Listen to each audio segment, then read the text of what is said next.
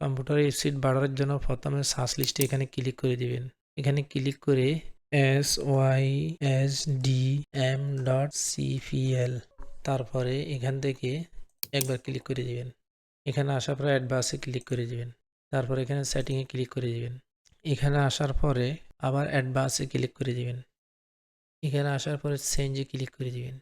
এরপর অটোমেটিক ম্যানেজের টিক চিহ্ন তুলে দিন।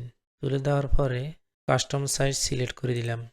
এরপর এখানে 4096 তারপর এখানে লিখব 8192। এরপর সেটে ক্লিক করে দিব। সেটে ক্লিক করে ওকে, অ্যাফিলিয়েটে ক্লিক করব, তারপর ওকে, আবার ওকে। এখানে কম্পিউটার রিস্টার্ট মারতে হবে। আমি এখন রিস্টার্ট মারবো না, পরে মারবো। আপনারা চাইলে রিস্টার্টে ক্লিক করবেন, আমি পরে করব। তারপর আমি রিস্টার্ট লেটার এখানে ক্লিক করে নিব। দেখতে পাচ্ছেন বন্ধুরা, আমার কম্পিউটার অনেক ফাস্ট হয়ে গেছে। প্রথমে আমি রিফ্রেশ মারার সাথে সাথে অনেক টাইম লাগতো, এখন আমার রিফ্রেশ মারার সাথে সাথে দেখতে পাচ্ছেন কত সুপার ফাস্ট। তো বন্ধুরা, এভাবে চাইলে আপনার কম্পিউটার ফাস্ট করে নিতে পারবেন। সবাই ভালো থাকবেন, সুস্থ থাকবেন। আল্লাহ হাফেজ।